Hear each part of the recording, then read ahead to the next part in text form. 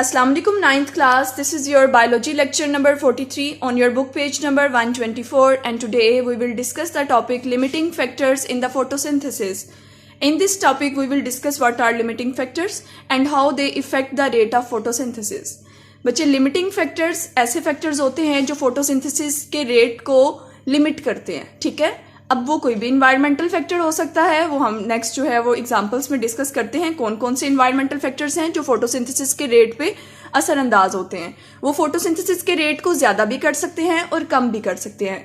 Students, हमने जैसे कि फोटोसिंथेसिस का टॉपिक स्टार्ट किया हुआ है, ठीक है। इसमें हमने देखा कि ये प्लांट्स में, ग्रीन प्लांट्स में होने वाला एक प्रोसेस है जिसमें वो फूड प्रिपेयर करते हैं, और उसमें हमने डिफरेंट रॉ मटेरियल्स डिस्कस किए जिनको यूज़ करते हुए प्लांट्स फोटोसिंथेसिस का प्रोसेस जो है वो कैरी आउट होता है उनकी बॉडी में। अब रॉ मटेरियल्स जो हमने डिस्कस किए थे वो कार्बन डाइऑक्साइड और वाटर थे। जो हमने बात की कि वाटर जो है वो प्लांट्स रूट से के थ्रू सॉइल से जो है वो उसको लेते हैं, ऑब्जॉर्ब करते हैं, और कार्बन डाइऑक्साइड वो एयर की फॉर्म में जो है उनकी लीव्स में एंटर हो जाती है स्टोमेटा के थ्रू। तो ये डिफरेंट रॉ मटेरियल्स हैं, रिएक्टेंट्स हैं जो फोटोसिंथेसिस में यूज होते हैं, और प्रोडक्ट हमारे पास ग्लूकोज, ऑक्सीजन आ जाता है, ठीक है, और वाटर जो है वो रिलीज होता है। अब यहाँ पे जो हम डिस्कस करेंगे वो है definition of the limiting factors and different environmental factors that affect the rate of photosynthesis. Okay, first of all, move toward the definition of limiting factors. Any environmental factor, the absence or deficiency of which can decrease the rate of a metabolic reaction is known as the limiting factor of that reaction. कोई भी बच्चे environmental factor, आपके environment में मौजूद कोई ऐसा factor जिसकी absence, मतलब कि वो फैक्टर आपके इन्वायरमेंट में प्रेजेंट नहीं है, या उसकी डेफिशिएंसी, या वो बहुत कम अमाउंट में प्रेजेंट है, ठीक है, उसकी कमी हो गई है उस फैक्टर की, of which can decrease the rate of a metabolic reaction. जैसा कि हमें पता है कि फोटोसिंथेसिस एक मेटाबॉलिक रिएक्शन है, तो अगर कोई इन्वायरमेंटल फैक्टर इन्वायरमेंट में मौजूद नहीं है या उसकी कमी हो गई है, डेफिशिएंसी हो गई है, तो उसकी वजह से बच्चे मेटाबॉलिक रिएक्शन का रेट जो है उसमें भी कमी आएगी। इसको हम लिमिटिंग फैक्टर कहते हैं। अब हम डिस्कस करते हैं कि लिमिटिंग फैक्टर्स कौन कौन से हैं जो फोटोसिंथेसिस के रेट को इफेक्ट करते हैं, उसको ज्यादा भी कर सकते हैं और कम भी कर सकते हैं। यहाँ पे कुछ इंपॉर्टेंट इन्वायरमेंटल फैक्टर्स डिस्कस किए गए हैं। For example, many factors act as the limiting factor for photosynthesis like light intensity, temperature, carbon dioxide concentration and water. ये 4 मैंने डिस्कस किए हैं इन्वायरमेंटल फैक्टर्स जो कि फोटोसिंथेसिस के रेट को जो है उस पर असरअंदाज होते हैं, उसको इफेक्ट करते हैं। लाइट इंटेंसिटी, आपको पता है बच्चे फोटोसिंथेसिस के लिए जो लाइट है वो बहुत ज़्यादा इसेंशियल है, नेसेसरी है, लाइट का होना ज़रूरी है, क्योंकि प्लांट्स जो हैं वो लाइट की प्रेजेंस में फूड प्रिपेयर करते हैं। Okay, second factor is the temperature. अब हम देखते हैं टेम्परेचर कम या ज़्यादा करने से इसका फोटोसिंथेसिस पे क्या जो है वो इफेक्ट होगा। और कार्बन डाइऑक्साइड की अमाउंट यानी कि कंसंट्रेशन आप कम और ज़्यादा करेंगे तो फोटोसिंथेसिस पे क्या इफेक्ट होता है। इसके अलावा जो फोर्थ वन बच्चे आपकी बुक में जो है वो उसको ज़्यादा एक्सप्लेन नहीं किया गया, जस्ट मेंशन किया गया है कि वो भी एक इन्वायरमेंटल फैक्टर है जो फोटोसिंथेसिस के रेट को इफेक्ट करता है, और वो इन्वायरमेंटल फैक्टर हमारे पास है वाटर, ठीक है। अब वाटर कैसे फोटोसिंथेसिस के रेट को कम और ज़्यादा करता है। Student, water is actually indirectly required for the process of photosynthesis. ये इनडायरेक्टली रिक्वायर्ड होता है। जैसे आपको पता है कि हमने जो है इसकी जब हमने जी स्कीम वाला टॉपिक जो है वो स्टार्ट किया था तो उसमें हमने देखा कि वाटर जो है वो इनडायरेक्टली इन्वॉल्व होता है। प्लांट्स को वाटर की रिक्वायरमेंट इसलिए होती है क्योंकि ताकि वो अपनी बॉडी के टेम्परेचर को मेंटेन कर सकें, और इसके अलावा डिफरेंट मेटाबॉलिक एक्टिविटीज़ जो उनकी बॉडी में परफॉर्म हो रही हैं उसमें ये रोल प्ले करता है, ठीक है। इसके अलावा बच्चे वाटर प्लांट्स में closing and opening of stomata को भी कंट्रोल करवाता है।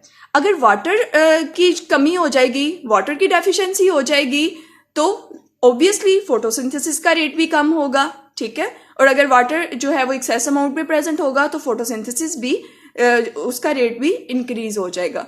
तो ये इस तरह से हम डिस्कस करेंगे कि एक इन्वायरमेंटल फैक्टर कैसे फोटोसिंथेसिस को इफेक्ट करता है। Next, move toward the first factor which is the light intensity. Light intensity बच्चे कहते हैं रोशनी की शिद्दत को, ठीक है। ये कैसे फोटोसिंथेसिस पे असरअंदाज होती है। लाइट, जैसे कि आपको पता है सनलाइट, सन से लाइट एनर्जी आती है जिसको प्लांट्स में मौजूद एक ग्रीन पिगमेंट क्लोरोफिल जो प्रेजेंट है वो उसको ऑब्जॉर्ब करता है लाइट को, और फिर फर्दर जो है वो फोटोसिंथेसिस का प्रोसेस कैरी आउट होता है। ओके, अब हम यहाँ पे टू कंडीशंस देखते हैं कि लाइट इंटेंसिटी को कम या ज्यादा करने से फोटोसिंथेसिस किस तरह से जो है वो इफेक्ट होगी। बच्चे, rate of photosynthesis varies with the light intensity. Light intensity change होती रहती है। आपको पता है कि photo means light and synthesis mean production of food. Photosynthesis में फूड प्रोड्यूस हो रही है और प्लांट्स जो हैं वो टू कंडीशंस फेस करते हैं, डे टाइम है और नाइट टाइम है। दिन के टाइम फोटोसिंथेसिस उनमें हो रही है और रात के टाइम फोटोसिंथेसिस नहीं हो रही। तो इस तरह से लाइट इंटेंसिटी अगर डिफर कर रही है तो फोटोसिंथेसिस भी वेरी करती रहेगी, कभी कम होगी कभी ज्यादा होगी। ओके, इसके लिए जो हम कंडीशन देख रहे हैं, it decreases as the light intensity decreases. अगर light intensity down arrow show कर रहा है कि अगर इसकी शिद्दत लाइट की इंटेंसिटी कम हो रही है, और अपवर्ड डायरेक्शन एरो की शो कर रही है कि अगर लाइट इंटेंसिटी ज्यादा हो रही है।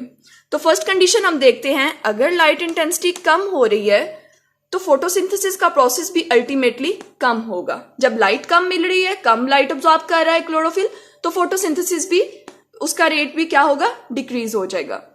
Another condition is that however at the much higher intensity the rate of photosynthesis become constant। हम देखते हैं कि अगर हम लाइट की इंटेंसिटी को ज्यादा कर देते हैं तो बच्चे ज्यादा से ज्यादा लाइट क्लोरोफिल अब्सॉर्ब करेगा और फोटोसिंथेसिस भी ज्यादा से ज्यादा होगी। लेकिन हर चीज की एक सर्टेन लिमिट होती है। उसको मैं आपको यहाँ पे एक ग्राफ के थ्रू जो है वो हम इसको देखते हैं। बच्चे, इसमें हमने एक्स एक्सिस पे लाइट इंटेंसिटी ली है कि अगर आप लाइट इंटेंसिटी ज्यादा करते हो तो रेट ऑफ फोटोसिंथेसिस पे क्या इफेक्ट होता है। वाई एक्सिस में हमने रेट ऑफ फोटोसिंथेसिस लिया है और एक्स एक्सिस में हमने लाइट इंटेंसिटी ली है।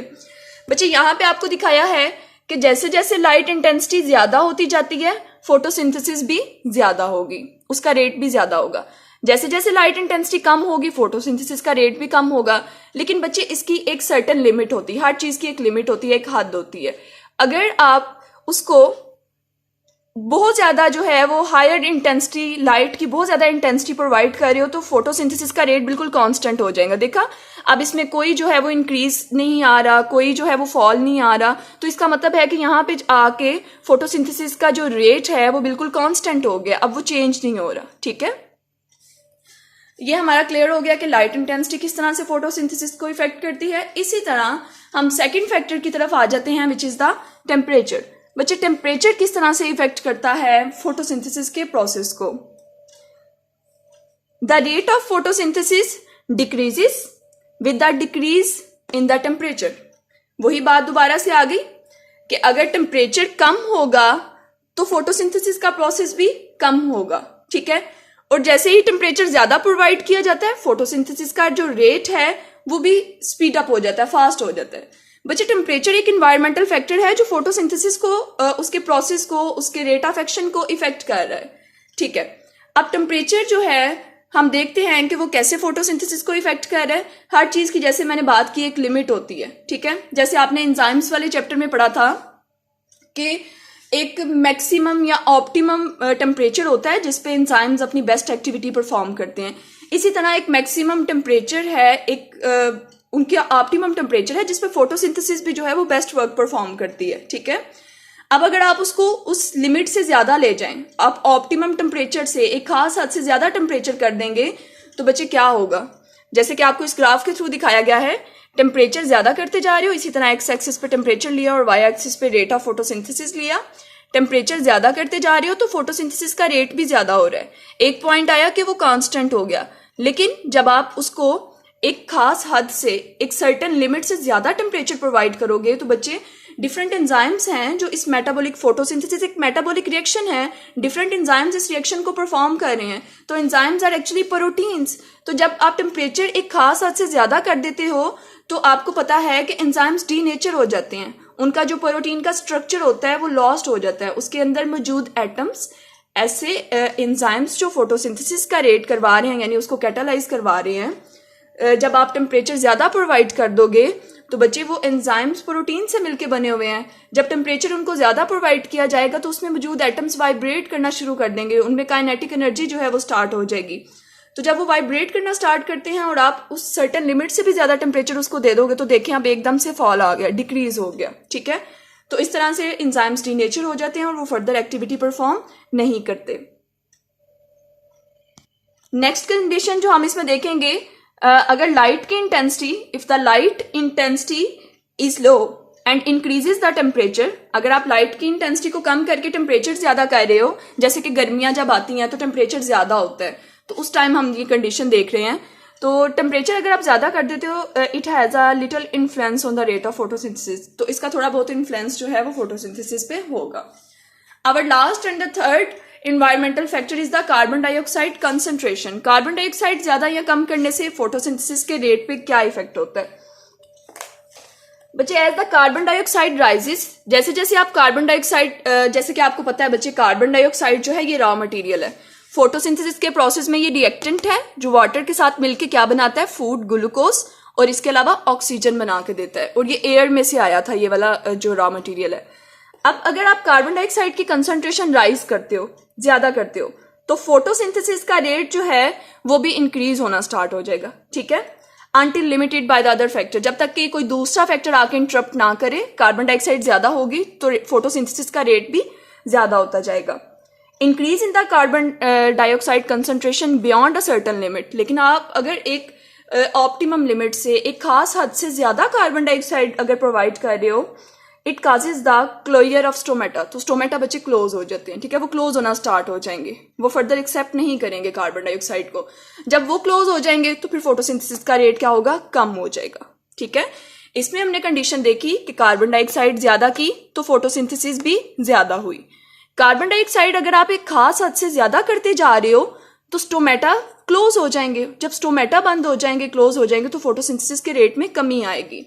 यहाँ पे भी आपको जैसे लाइट इंटेंसिटी का ग्राफ शो करवाया था, अब हम देखते हैं carbon dioxide concentration x axis पे ली है और वाई एक्सिस पे रेट ऑफ फोटोसिंथेसिस। आप इंक्रीज कर रहे हो कार्बन डाइऑक्साइड कंसंट्रेशन तो वो फोटोसिंथेसिस भी ज्यादा हो रही है। फिर एक पॉइंट आता है कि वो बिल्कुल कांस्टेंट हो जाती है, ठीक है, उसमें कोई चेंज नहीं आता। लेकिन अगर आप बियॉन्ड सर्टेन लिमिट करोगे तो बिल्कुल उसमें डेफिशिएंसी आएगी, फोटोसिंथेसिस के रेट में कमी आएगी। ये हमारा ओवरऑल लेक्चर था कि कौन कौन से लिमिटिंग फैक्टर्स एनवायरनमेंट में मौजूद होते हैं जो फोटोसिंथेसिस के प्रोसेस पे इफेक्ट करते हैं। हमने डिफरेंट फैक्टर्स देखे, light intensity, temperature, carbon dioxide and water.